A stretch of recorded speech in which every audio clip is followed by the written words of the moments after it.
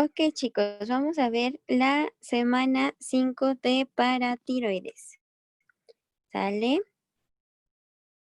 Como siempre, vamos a platicar sobre la biosíntesis del calcitriol, la calcitonina, la relación que tiene el calcitriol, calcitonina y la hormona paratiroidea, el metabolismo de este, cómo se transporta el catabolismo de estas hormonas, la regulación de concentración de electrolitos, así como su feedback.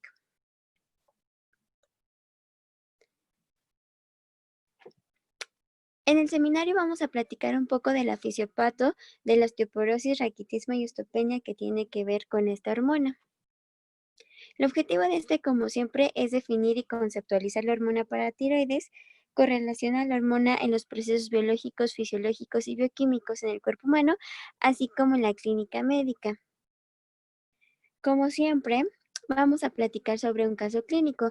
Es una mujer de 54 años con antecedente de histerectomía.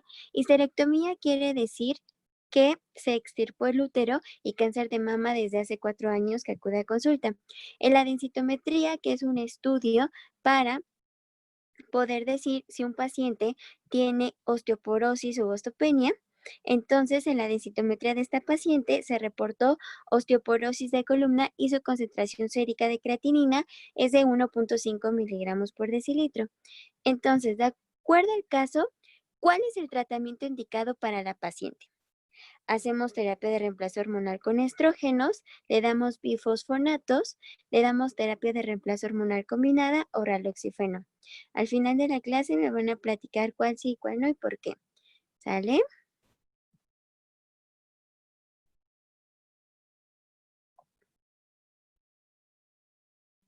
Entonces, vamos a ir a la app donde nuestro compañero Don Pafilín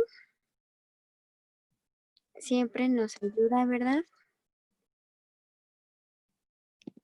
A conocer un poco del cuerpo humano. Entonces, la glándula paratiroides, acá está, qué bonito, está justamente por debajo del cartílago cricoides y justamente por así decirlo, encima por dentro de la glándula tiroides. Bien, las glándulas paratiroides están incluidas y rodeadas parcialmente por la cara posterior de los lóbulos laterales de la glándula tiroides. Hay varias masas pequeñas y redondas llamadas glándulas paratiroides. Para significa lado de. Cada una tiene una masa alrededor de 40 miligramos. En general, hay una glándula paratiroide superior y una inferior adosadas a cada lóbulo tiroideo lateral. Y por lo tanto, en total son 4. 1, 2, 3, 4. ¿De acuerdo?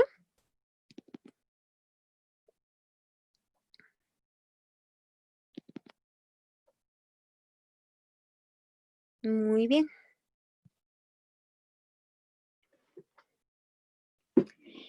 Desde el punto de vista microscópico, la glándula paratiroides contiene 2 clases de células epiteliales. Las células más numerosas, llamadas las células principales, y como su nombre lo indica, pues son las protagonistas, ¿no? Estas células principales producen hormona paratiroidea, que para los cuates y para en el libro la vamos a ver como PTH, también llamada paratormona, ¿sale? Entonces las células principales producen PTH o paratormona. Se desconoce la función del otro tipo de células, pero que ahí están, llamadas células oxífilas. Estas células, no obstante, su presencia claramente ayuda a identificar la glándula paratiroides en el análisis histopatológico debido a sus características típicas de tinción. Además, en un cáncer de la glándula paratiroides, las células oxífilas secretan paratormona. Entonces, ahí están y nos puede ayudar para poder diagnosticar a un paciente. Ya platicamos acerca de la anatomía de la paratiroides, ya conocimos a las células principales y a las células oxifílicas, y bueno, si quieren adentrarse más a ese tema, les recomiendo que vean el Guyton o el Murphy, ¿de acuerdo? Ahora bien, vamos a adentrarnos un poco a la fisiopato. Resulta ser que la hormona paratiroidea es el regulador principal de los niveles de calcio. también de magnesio y de los iones fosfato. Por lo tanto, la hormona paratiroidea regula 3 iones principales extracelulares, que son calcio, magnesio y fosfato. En la sangre, obviamente. La acción específica de la paratormona va a ser incrementar el número y la actividad de los osteoclastos. Ustedes recordarán que los osteoclastos son células que rompen el hueso y van a liberar entonces calcio.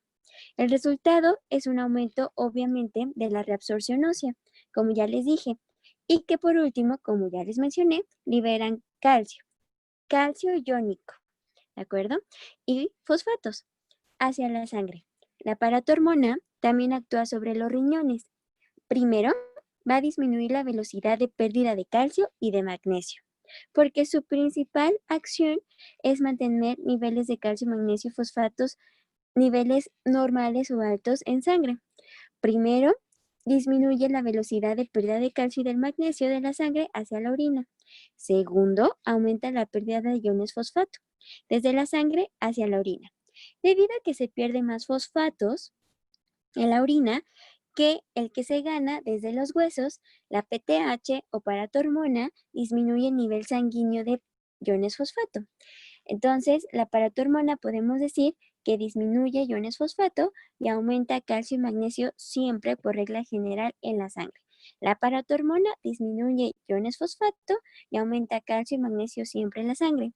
Un tercer efecto de la paratormona en los riñones es el de promover la producción de la hormona calcitriol. La calcitriol es sumamente importante, es la forma activa de la vitamina D y sin esta forma activa de la vitamina D, pues nomás no se hace sus funciones principales como coenzima, que ya sabemos que es una coenzima o un cofactor. El calcitriol, también llamado como 1,25 dihidroxivitamina D3, va a incrementar la velocidad de absorción de ¿quién? De calcio, de fosfato y magnesio, que dijimos que calcio y magnesio aumenta en niveles sanguíneos en sangre y fosfato lo disminuye la paratormona. Desde el tubo digestivo hacia la sangre, el nivel de calcio sanguíneo controla en forma directa la secreción de calcitonina y hormona paratiroidea. Es decir, depende de los niveles de calcio en sangre para que se libere o se secrete calcitonina y hormona paratiroidea, según sea el caso y según lo que requiere nuestro cuerpo en ese momento fisiológico, por una vía de retroalimentación negativa que no involucra la hipófisis. Por lo tanto, este feedback negativo de calcio y calcitonina de la paratormona, como todos, la mayoría de los feedback, es un feedback negativo. Ahora vamos a platicar de estos 6 pasos. El paso número 1 es un nivel más alto de lo normal de iones calcio en la sangre. Estimula a las células parafoliculares de la glándula tiroides a liberar calcitonina. En español, el número 1 tenemos mucho calcio, más de lo normal. Por lo tanto, como hay mucho calcio, va y le dice a la célula parafolicular que libere calcitonina. La calcitonina, por lo tanto, ¿cuál es su función principal? Inhibir la actividad de los osteoclastos. Si dijimos que los osteoclastos, su función principal es romper hueso y liberar calcio, pero si nosotros tenemos mayor nivel de calcio de lo normal, entonces hay que hacer un feedback negativo. Le tenemos que decir, oye, para tu tren, ya no quiero que destruyas o que te comas más huesito porque ya tengo mucho calcio. Y ese mensajero, ese chismosito se llama calcitonina. Por lo tanto, calcitonina inhibe la actividad de los osteoclastos. Por lo tanto, la calcitonina hace que bajen los niveles de calcio en sangre, ¿va? Luego tenemos un nivel de calcio sanguíneo más bajo de lo normal, o sea, lo contrario, ¿no? Al principio tenemos hipercalcemia, que son niveles de calcio elevados. Ahora tenemos hipocalcemia, que son niveles de calcio en sangre bajos.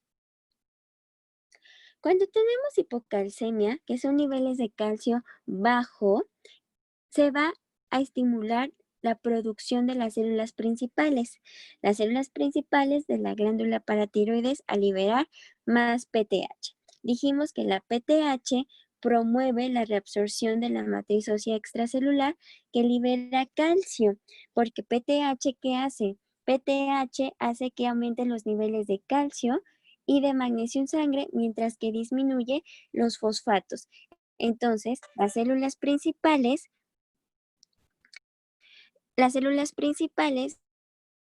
secretan PTH y PTH su función es aumentar niveles de calcio y de magnesio y disminuir iones fosfato. La PTH también estimula la síntesis renal de calcitriol, que también es algo sumamente importante. La síntesis renal de calcitriol, ¿de acuerdo? Si tenemos una insuficiencia renal, entonces es muy común que tenemos un hiperparatiroidismo secundario, ya que no tiene daño la hormona, sino que tiene daño un órgano secundario que es el riñón, no se produce calcitriol y por lo tanto tenemos un hiperparatiroidismo secundario compensando el nivel de calcitriol bajo, ¿sale? Bueno, por último, el calcitriol aumenta la absorción de calcio de los alimentos en el tubo digestivo, que ayuda a incrementar el nivel sanguíneo de calcio. Entonces, calcitonina disminuye niveles de calcio y calcitriol aumenta la absorción de calcio.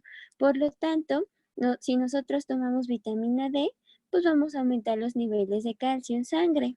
No necesariamente en donde lo necesitamos en el hueso, pero bueno, sí en sangre, ¿va? En resumen, podemos decir que las células parafoliculares, ¿no? ¿Qué hacen? Control de la secreción. El nivel de sanguíneo bajo de calcio estimula la secreción ¿de quién? De paratormona, que aumenta niveles de calcio y de magnesio. Si tenemos hipocalcemia, que son niveles bajos de calcio, hace que se produzca ¿quién? Pues la paratormona, ¿no? Para que se aumente los osteoclastos y liberamos calcio y magnesio, ¿no? Entonces, eso es a grandes rasgos la fisiopato de la hormona paratiroide.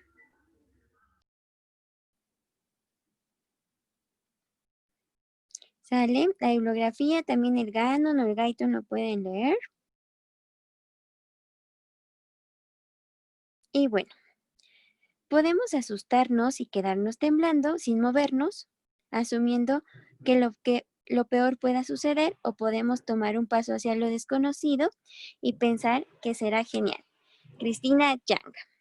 Entonces ahorita me van a decir qué onda con lo del caso clínico. Vamos a ver páncreas, ¿sale?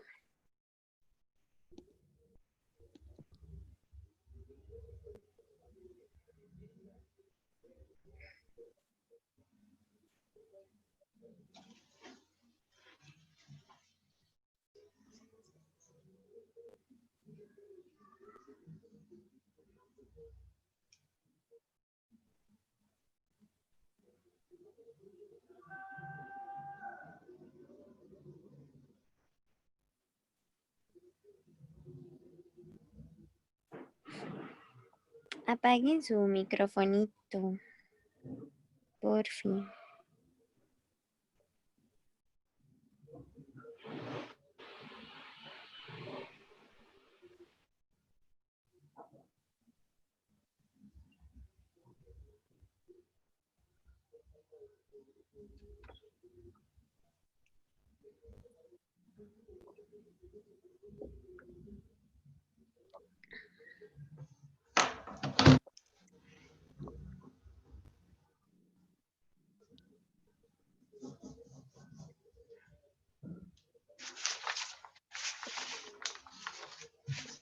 Pueden apagar su microfonito. Muy bien. Vamos a platicar de la glándula pancreática. Como siempre, en teoría, vamos a ver la biosíntesis, su metabolismo, su química, la liberación tras metabolismo. Vamos a ver cómo interactúa el páncreas con la glucosa, que es lo más que nos concierne en este país. Porque antes de COVID, bueno, pues nuestra gente se moría por complicaciones de la diabetes, ¿no? Era la primera causa de muerte. Y bueno, como siempre en el seminario vamos a platicar sobre un caso clínico de diabetes y la insulina que está súper padre.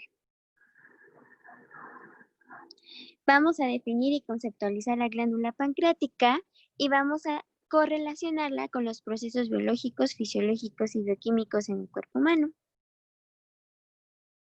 Entonces, es una mujer de 60 años de edad con antecedentes de obesidad, diabetes mellitus tipo 2, de más de 20 años de evolución, actualmente en tratamiento a base de insulina, con mal control metabólico y retinopatía diabética no proliferativa. Acude a urgencias refiriendo edema en extremidades de varios meses de evolución, malestar general y disnea de medianos esfuerzos de reciente inicio.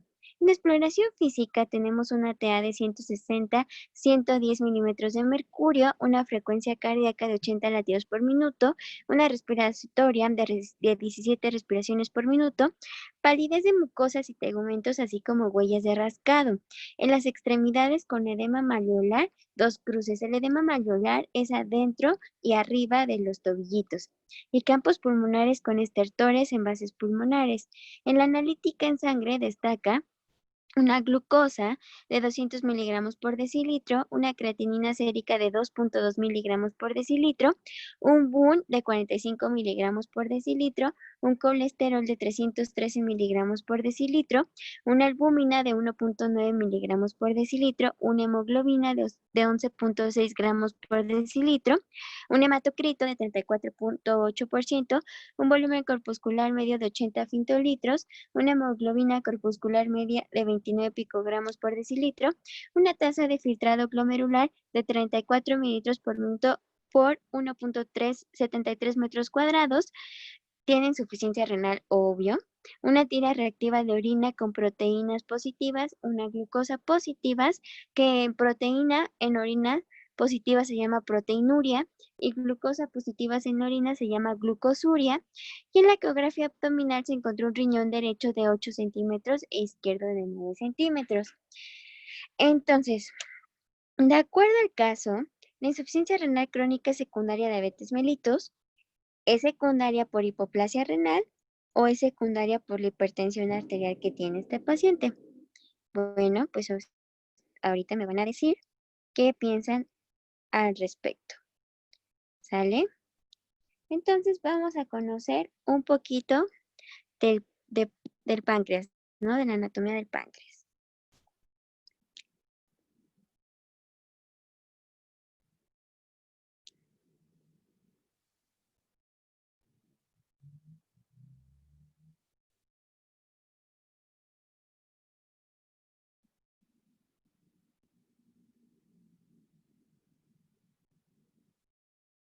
Ok, bueno.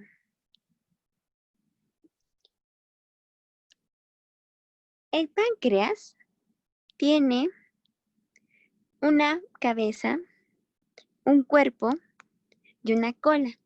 Tiene células alfa, beta, gamma, delta y ya se encontraron más. Pero bueno, lo que nos va ahorita a ayudar a recordar, las alfa y las beta ahorita son sumamente importantes para nosotros. Y si tenemos una vista inferior, encontramos a los lóbulos hepáticos, tenemos acá la vesícula, tenemos a el conducto cístico y llega a la cabeza del páncreas. Eso es muy importante porque luego pasan cosas muy feas, ¿no? Y se inflama o se necrosa en la pancreatitis aguda, por ejemplo, y así. Este órgano es retroperitoneal, porque si lo vemos en una vista anterior, queda atrás del peritoneo, ¿de acuerdo? Ok, listo.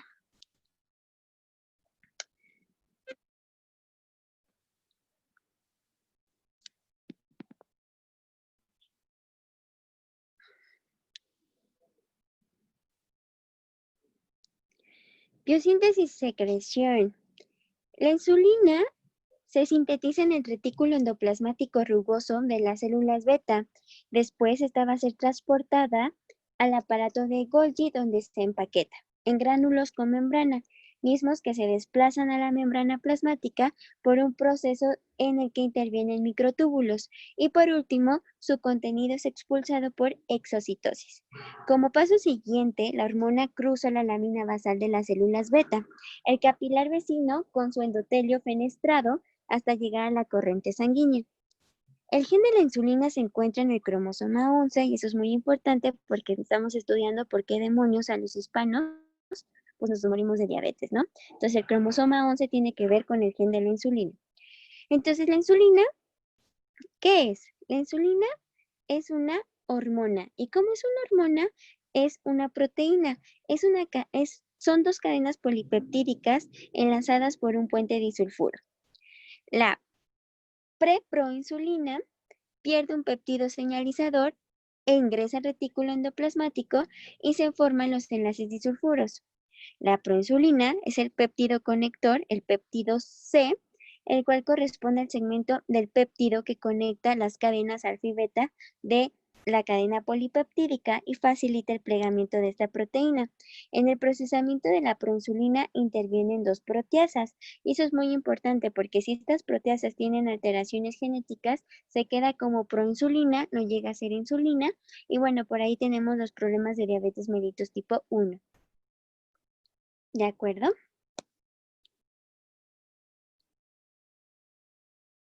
Biotransformación de la insulina secretada. Entonces, si algunos de ustedes tienen pacientitos familiares diabéticos y si ya llegaron a la etapa de la insulina, van a conocer que la insulina es NPH, que es la humana, la rápida, la ultra rápida, la media, la de vida larga, la de ultra vida larga y no sé qué tantas cosas, ¿no? Y luego tenemos la Lispro, la Glisbo, la no sé cuál y la farmacéutica está fascinada de hacer un montón de hormonas, ¿no? Ok. Pero su razonamiento fisiopato tiene que ver con la vida media de la hormona humana, que es la insulina, ¿de acuerdo? Y esto tiene que ver ya que no dura su vida media de la insulina en plasma más de 5 minutos. Entonces tenemos que alargar su vida media para poder contrarrestar la alteración fisiopatológica de la diabetes mellitus, ¿no? Bueno, el plasma contiene diversas sustancias con actividad parecida a la insulina. De esta actividad, gran parte, quizá no toda, persiste después de la pancreatectomía y proviene de los factores de crecimiento similares a la insulina, tipo 1 y tipo 2, que se llaman IGF-1 e IGF-2, factor de crecimiento de la insulina y en inglés es factor growth similar a insulina tipo 1 y tipo 2, ¿sale? Son pequeñas cantidades libres en el plasma y ahí están. Entonces, cuando los pacientitos tienen pancreatitis aguda o alguna patología y se les quita el páncreas, pues tenemos que compensar. La mayoría sí, se hacen diabéticos, pero luego entonces el endotelio de los vasos sanguíneos tienen este, estos factores que podrían ayudar un poco para contrarrestar la deficiencia de la insulina, ¿sale? Entonces, la rápida dura segundos, la intermedia dura minutos y la tardía dura horas. Más o menos ya les dije el porqué de las cosas, ¿no? El metabolismo de la insulina, como ya les había mencionado, su vida media no dura más de 5 minutos, por lo que nosotros tratamos de alargar 2, 4, 6, 8 hasta 12 horas, ¿no? La vida de la insulina.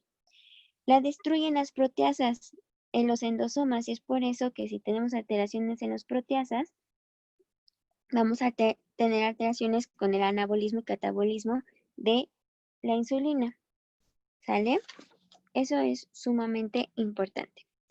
Ahora bien, ¿pero qué va a pasar con esta relación que tenemos con la insulina y la glucosa y con esta fisiopato que es la diabetes mellitus? Bueno, la insulina ya platicamos cómo se formó, su biosíntesis, su metabolismo, su bioquímica, todo.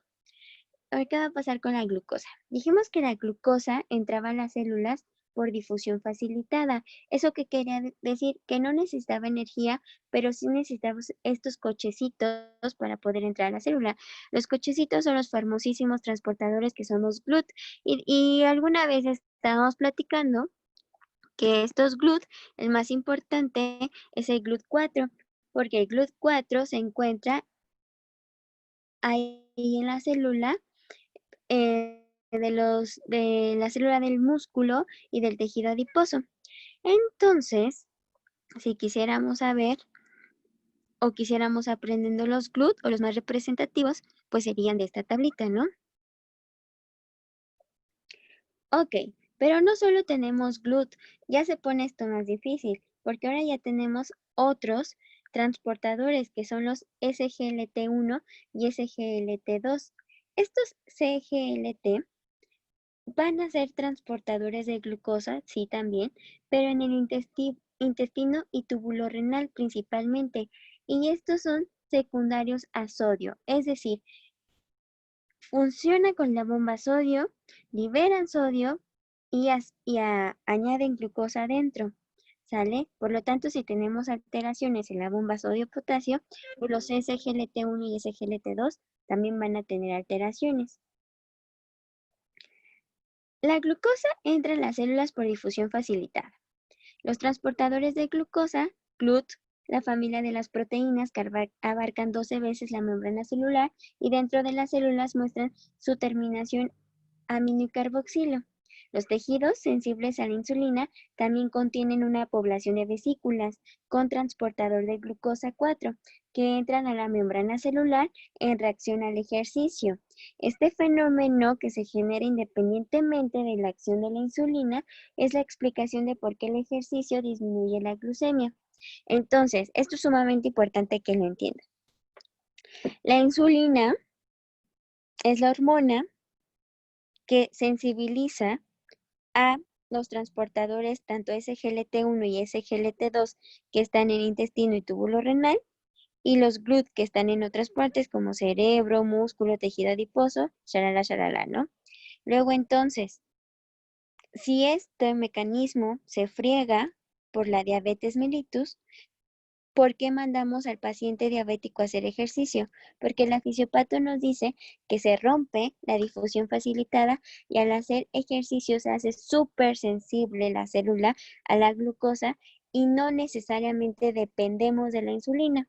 Por lo tanto, el ejercicio es la piedra angular para disminuir la glucemia. Pero ahora ya saben el porqué de las cosas. No solamente es decir, ay señora Chonita, pues debe de dejar de comer pan, carbohidratos, lípidos, se ven súper profesionales y hacer ejercicio. Pero ya saben el por qué, ¿no? Ahora, si yo les dije que hay otros cotransportadores, que es el SGLT1 y SGLT2 dependientes de sodio y potasio, entonces la insulina obviamente va a dar hipocalemia. La insulina mete potasio adentro de la célula y eso es muy importante para entender la fisiopato de un paciente que le da cetoacidosis o estado hiperosmolar, porque vamos a pedir electrolitos séricos y vamos a decir, chin, ¿por qué mi paciente está hipocalémico?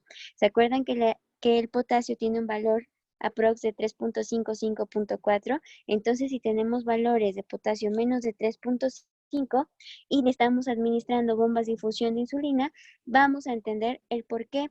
Nosotros recordamos en nuestra clase de primer año, en nuestra semana que vimos la hormona, bueno, el órgano páncreas y la hormona insulina, que la insulina mete potasio. Entonces hay que siempre ver que nuestro paciente no se nos hipocalemie si le administramos insulina en infusión, ¿de acuerdo?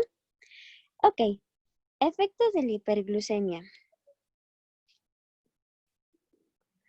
Nuestro paciente tiene altos niveles de glucosa en sangre. Esto no quiere decir que estén dentro de la célula. La glucosa tiene que entrar a la célula. El agua jala glucosa, la glucosa jala agua, es una regla general. Entonces, por regla general, si la glucosa está fuera, ¿no?, de la célula y la glucosa jala el agua también está fuera de la célula, por lo tanto nuestra pobre célula está deshidratada y desnutrida. Entonces, los efectos de la hiperglucemia son muy fáciles de deducir. Si tenemos altos niveles de glucosa en sangre, pues lo queremos disminuir. ¿Lo disminuimos qué? Pues haciendo pipí. Tenemos mucha glucosa en pipí, eso se llama glucosuria. Y un valor de umbral de glucosuria es más de 180 miligramos por decilitro en orina. Hay pérdida de agua, claro, porque les dije que si la glucosa está horrible en el torrente sanguíneo y jala agua también, nuestra célula está deshidratada y nosotros estamos perdiendo agua horrible. Hay diuresis osmótica. Tenemos deshidratación, polidipsia, claro que sí, porque se está jalando, estamos haciendo pipí horriblemente y por lo tanto necesitamos compensar esa pérdida de agua, tenemos muchísima sed. 1 gramo de glucosa excretada es igual a 4.1 kilocalorías, por lo tanto estamos desnutridos, estamos perdiendo energía. Nosotros tenemos mucha hambre, tenemos polifagia, por todos estos mecanismos compensatorios que ya platicamos, ¿no? Y entonces ahora ya se entiende las 4 P, ¿no? Que es pérdida de peso, polidipsia, polifagia y poliuria. Pero ya se entiende de una forma padre, ¿no? No solamente nos lo aprendimos por aprender, ya entendimos el por qué pasan esos síntomas. Luego, hay glucosilación enzimática de cantidades pequeñas de hemoglobina A y se forma la hemoglobina aglucosilada de 4 a 6 semanas. Luego entonces esta hemoglobina aglucosilada está obviamente en los hepatos, en los eritrocitos y ahora también por eso se entiende por qué mandamos cada 3 meses o cada 6 meses, dependiendo, a nuestro paciente, un pacientito, la hemoglobina glucosilada.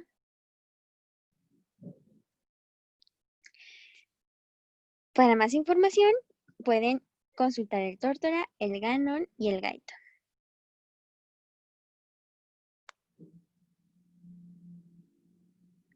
Da siempre lo mejor de ti. Lo que plantes ahora, lo cosecharás más tarde. Así que, ¿qué quieren plantar? Muy bien, ahora vamos a platicar por último, pero no menos importante, del glucagón, ¿sale?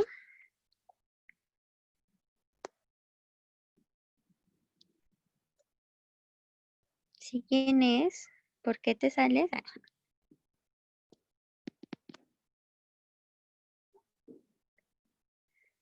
Tun, tun, tun.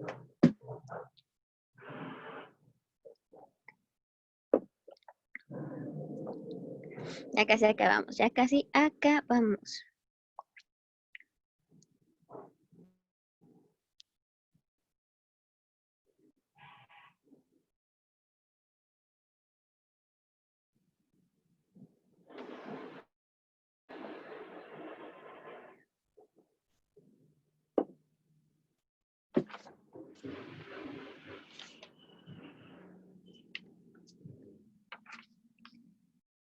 Muy bien.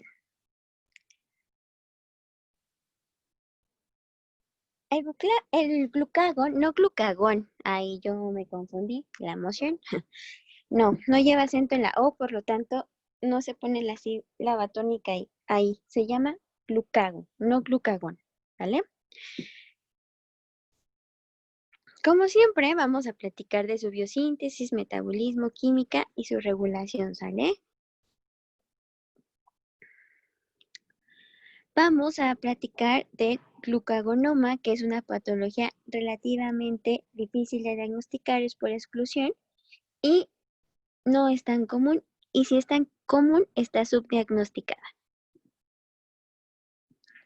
La hormona glucagón es muy importante en los procesos biológicos, fisiológicos, bioquímicos y por lo tanto en la correlación clínica, por eso está aquí. Entonces, es una paciente femenina de 45 años de edad con los siguientes antecedentes de importancia. Enfermedad de Crohn de 10 años de evolución hace 3 meses, que aparecieron pápulo-vesículas de distribución pápulas vesículas de distribución periumbilical era ahí, perdónenme, hiperglucemia, glositis es inflamación de la lengua y pérdida de peso, con los antecedentes de este paciente que son, tiene enfermedad de Crohn, es una mujer de 45 años y aparecieron hace 3 meses pápulo-vesículas, distribución periumbilical, tiene hiperglucemia nuestra paciente, tiene glositis y pérdida de peso.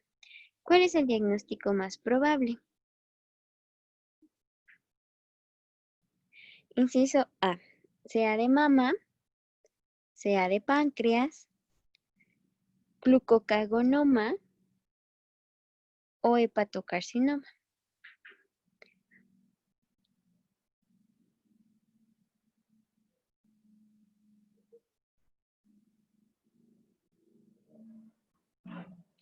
Entonces, como ya habíamos viajado, ¿no? Con don Panfi, ya habíamos conocido a don Panfi con su respectiva cabeza, con su respectivo cuerpo y su respectiva cola. Conocimos que las células beta van a producir insulina y las células A o alfa van a producir glucagón, ¿sale? Ok, espero que todavía estén vivos y pongan mucha atención porque, pues sí, ¿no? Se pone esto cada vez más emocionante. Ok, el glucagón es un polipéptido lineal con peso molecular de 3.480 kilodaltons. Es producido por las células A o alfa de los islotes pancreáticos y la porción mayor del tubo digestivo, ¿de acuerdo? Contiene 29 residuos de aminoácidos. Por lo tanto, es una hormona chiquita. El A o el proglucagón humano tiene o es una proteína de 79 aminoácidos que se encuentra en las células A pancreáticas, en las células L en la región inferior del tubo digestivo y en el cerebro. Ojo, entonces glucagón se encuentra en las células A del páncreas, en los islotes de Langerhans para ser más exactos, pero también en la porción superior del tubo digestivo, específicamente en las células L y en el cerebro. Esa es la preproglucagón, pero todavía no es glucagón. La célula A se va a transformar de modo predominante en un glucagón y un fragmento proglucagón. ¿Sale? Esto se llama GF.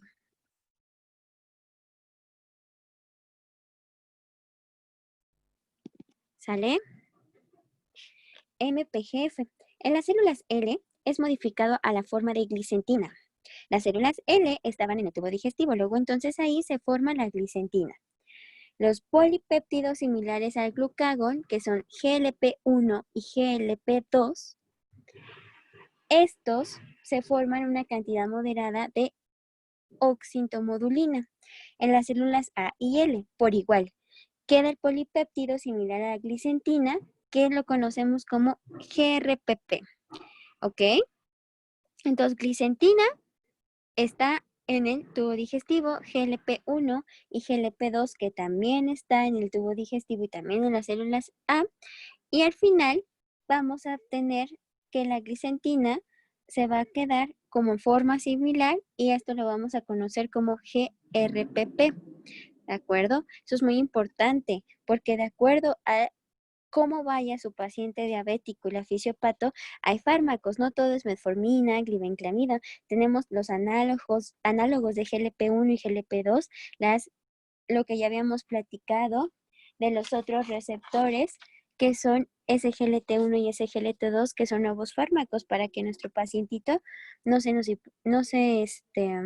pues sí, se mantenga constante sus glucemias, ¿va? Bueno, se forma una cantidad moderada de oxintomodulina y tenemos al GRPP. Listo. Este GRPP tiene una actividad moderada glucagón, pero no quiere decir que sea un glucagón, sino que caso tiene que existiera glicentina y GRPP. El GLP-1 estimula potentemente la secreción de insulina, que también intensifica la utilización de glucosa. Por eso, los farmacéuticos y los QFB, que son, pues sí, son unos aviondos, la neta, se dieron cuenta que nosotros producimos GLP-1 y GLP-2 y se dieron cuenta que GLP-1 literal exprime, así como el limoncito, la última gotita para que nos dé insulina. Por eso cuando nos acabamos así todo, ¿no? Todo nuestro arsenal, ya le dimos un montón de chunches a nuestro paciente, lo escalonamos así. El último paso es darle insulina de vía exógena, no hay más, pero tenemos que agotar todas las posibilidades. ¿Y cómo lo hacemos? Con los análogos de GLP-1, que GLP-1, ¿qué hace? Es una cosa maravillosa porque secreta así lo último, la última gotita de insulina en ese páncreas. Y también intensifica la utilización de la glucosa, por lo tanto es maravilloso, ¿no? En el cerebro también se ha visto que se produce GLP-1 y GLP-2, el cual se desconoce su función o estamos estudiando. Igual y los gringos ya saben qué onda, pero nosotros todavía no. Y parece ser que es mediador en la vía que va del núcleo del haz solitario a los núcleos dorsomediales del hipotálamo. Y la inyección de GLP-1 y GLP-2 disminuye la ingestión de los alimentos, lo cual está padrísimo, porque entonces somos diabéticos, tenemos polifagia, pero entonces el GLP-2 le dice, oye, al cerebro, oye, momento, tienes un chingo de, ay, perdón, sorry, tienes un montón de, ay, qué mal, amigos, tienes un montón de glucosa en cerebrín, pero no puedes comer más glucosa, amigo, porque hay que meter esa glucosa que tienes afuera, ¿entiende? Eso le dice el cerebro. Mientras que ¿dónde? La porción superior del intestino, donde están las células L, le dice al GLP-1, oye, pues secreta lo más que podamos de insulina y aparte hay que utilizar esta glucosa. Entonces los GLP-1 pues son maravillosos, ¿no? Para esto de la diabetes. Ok. Pero ¿qué onda? ¿El glucagón a qué nos ayuda? El glucagón nos ayuda a la glucogenolítica, o sea, que destruye el glucógeno para ya sabemos, ¿no? Porciones de glucosa chiquitas. También es un gluco-oncogenética. ¿Qué quiere decir? Que produce o sintetiza glucógeno a partir de otras cosas, como son lípidos y proteínas. También tiene esta acción lipolítica que destruye lípidos, padrísimo, y eso también nos ayuda a esto de la diabetes, pero esto no está tan padre. También es cetogénico, es decir, que es muy importante o muy fácil que él no sintetice cuerpos cetónicos. Y esto no está tan padre a la larga, porque entonces recuerdan que hay una cosa que se llama cetoacidosis diabética, y luego entonces el glucagón pues nos hace fácil cuerpos cetónicos, ¿no? Ok. Actúan receptores acoplados a la proteína G. La proteína G es súper importante. En el hígado hay muchas proteínas G. Estas activan a la adenilciclasa, la cual aumenta el AMP cíclico intracelular. En esta situación, por medio de la proteína y la proteincinasa A, activa la fosforilasa y como consecuencia se intensifica la desintegración del glucógeno y aumenta la glucosa plasmática. Luego entonces la proteína G, que está en el hígado, en español va a aumentar la glucosa plasmática debido a la desintegración del glucógeno. También el glucagón activa para activar la fosfolipasa C y por lo tanto el resultado es que aumenta los niveles de calcio citoplasmático, luego entonces estimula la glucogenólisis, que es el rompimiento de glucógeno y el resultado de igual forma es la liberación de glucosa plasmática. La proteincinasa A disminuye el metabolismo de glucosa 6-fosfato. ¿Sale? Y por aquí tenemos a la glucosa 6-fosfato, ¿no?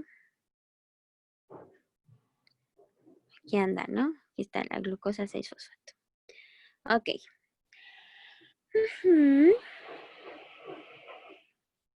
Hace que esta aumente la síntesis y la liberación de glucosa. Al aumentar la formación de cuerpos cetónicos, porque dijimos que es cetogénica, y al disminuir las concentraciones de malonicoenzima A. La acción termogénica del glucagón se debe a la desaminación de aminoácidos en el hígado, no tanto a la liberación de glucosa como ya se entendió antes, ¿sale? El glucagón exógeno, si lo inyectamos o lo damos de vía externa, ejerce un efecto inotrópico positivo en el corazón y aumenta el AMP cíclico. Por lo tanto, aumenta la frecuencia cardíaca y sería por así decirlo, un buen fármaco para las cardiopatías. Pero esto no ha tenido tampoco un gran estudio en un avance, pero bueno, estaría padre, ¿no? Poder estudiar al respecto de esto, que como estaría padre porque sería una hormona humana sintetizada y no tuviera tantos efectos adversos como otros fármacos, como cuando tenemos cardiopatías o bradicardias y entonces damos amiodaronas y un montón de chuches que tienen un montón de efectos adversos, ¿no? El glucagón estimula la secreción de hormonas del crecimiento.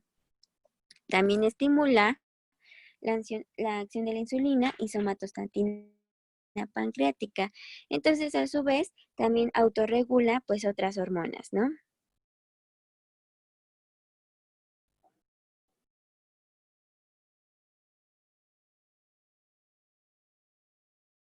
Ok.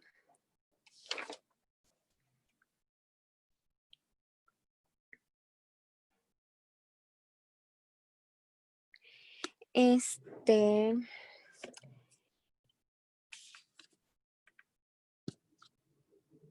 ok. Su metabolismo es puramente en el hígado, ¿sale? Y básicamente el glucagón en la circulación, su vida media es de 5 a 10 minutos. Dijimos que la insulina, su vida media es de 5 minutos. El glucagón nos puede durar un poquito más, 10 minutos. Este es degradado por muchos tejidos en particular, pero aquí lo más importante es el hígado, por ser secretado en la vena porta y llega al hígado antes de alcanzar la circulación periférica. Sus concentraciones en sangre periférica son relativamente bajas y el incremento de los valores de glucagón en sangre periférica, generando por estímulos excitadores, es muy intenso en los cirróticos. Tal vez por eso disminuye la desintegración de dicha hormona en el hígado. Porque bueno, los cirróticos sale, va y se destruye todo y entonces nuestra farmacia, nuestro laboratorio, pues lo destruyen y entonces ellos siempre tienen de todo, de hormonas, de fármacos, de todo, niveles súper elevados.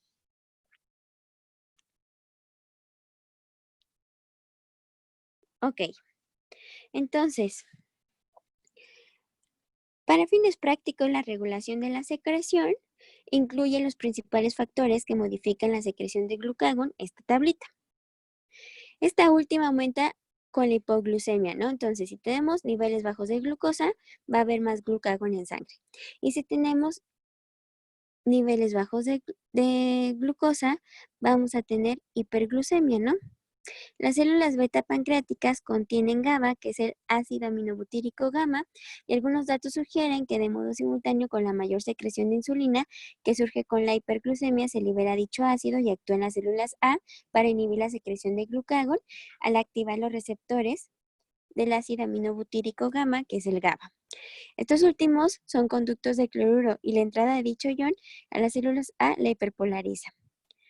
La secreción también aumenta por la estimulación de los nervios simpáticos que llegan al páncreas y el efecto de esto es mediado por los receptores adrenérgicos beta y por el AMP cíclico. Al parecer, hay semejanza entre las células A y las células B en cuanto a la estimulación de los receptores adrenérgicos beta. Intensifican la secreción de los adrenérgicos alfa y la inhiben. Sin embargo, la respuesta pancreática a la estimulación simpática de no intervenir a los fármacos antagonistas es la intensificación de la secreción de glucagón.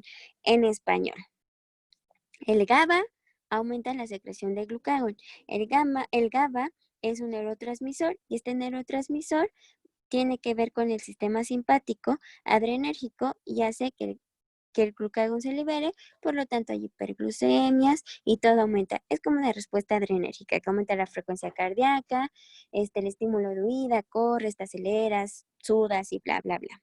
¿Va?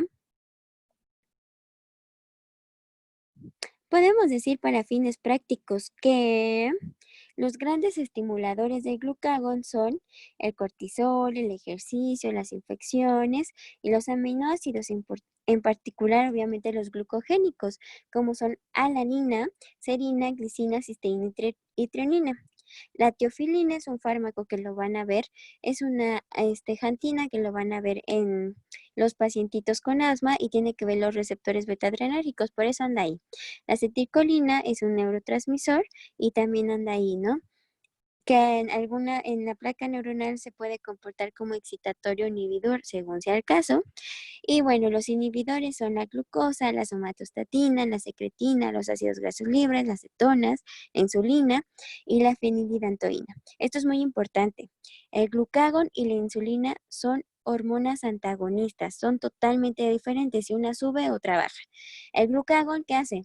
Aumenta la glucosa en sangre. La insulina, ¿qué hace? Disminuye la glucosa en sangre. Entonces, el glucagón y la insulina son totalmente antagonistas, ¿sale?